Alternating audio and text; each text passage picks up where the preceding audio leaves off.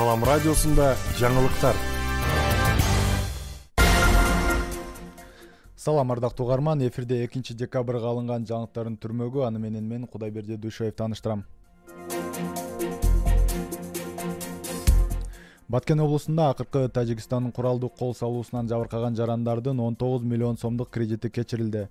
Бул тууралуу Улуттук банктын төрагасынын ордун басары Кайып Куленбеков бүгүн Жогорку Кеңештеги ишеним фракциясынын жыйынында билдирди. Анын айтымында мындан сырткары 36 миллион сомдук карызы реструктуризацияланды. Мындан сырткары Баткен облусунун насыя алуучуларына кредит алуу жолдорун жеңилдетүү каралып жатат.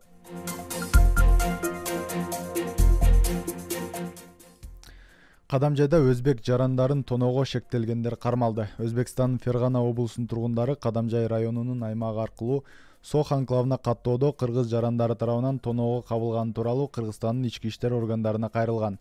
Ушул жылдын сентябрь-октябрь айларында жазылган мындай арыздарда өзбек жарандары Кыргызстандын аймагында машиналарын белгисиз адамдар токтотуп, акча жана кол телефондорун тартып алып койгонун белгилешкен. Бул арыздын негизинде кылмыш иши козголуп, териштүүлөр жүрө баштаган. Натыйжада өзбек жарандарын тоноого шектелип, Кадамжайдын Актурпак айылынын 54 жаштагы жана 39 жаштагы тургундары кармалды. Алар милициянын убактылуу кармоо жайына киргизилгенин бүгүн Баткен облустук милициясынын маалымат кызматынан кабарлашты. Өзбекстандын Сох анклавы Баткен облусунун ичинде жайгашкан. Анклавдын эли Өзбекстандын негизги аймагына каттоодо кыргыз айылдарын аралап өтөт.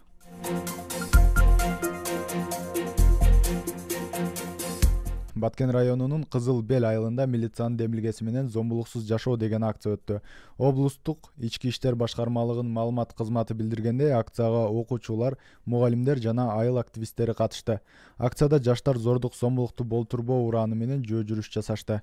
Милиция кызматкерлери акцияга катышкан катышуучуларга жаш өспүрүмдөр арасындагы зордук зомбулуктун алдын алуу, балдарга карата зомбулуктарды болтурбоо максатында түшүндүрүү иштерин жүргүздү.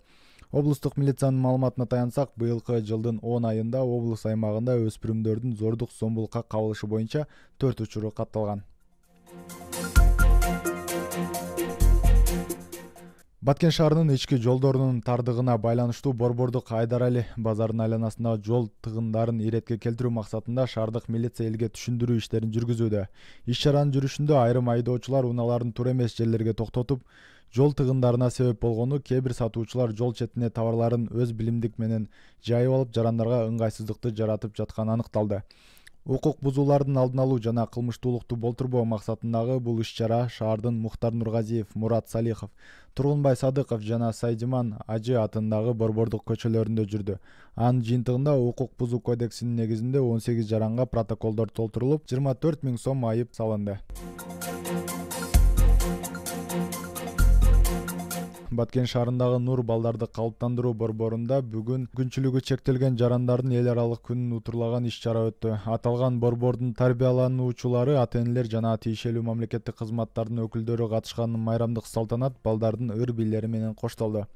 Иш-чаранын максаты майыптуулугу бар жарандардын жана өзгөчөлөнгөн өспүрүмдөрдүн абалына коомчулуктун көңүлүн буруу жана аларга ар тараптан колдоо көрсөтүүнү колго алуу.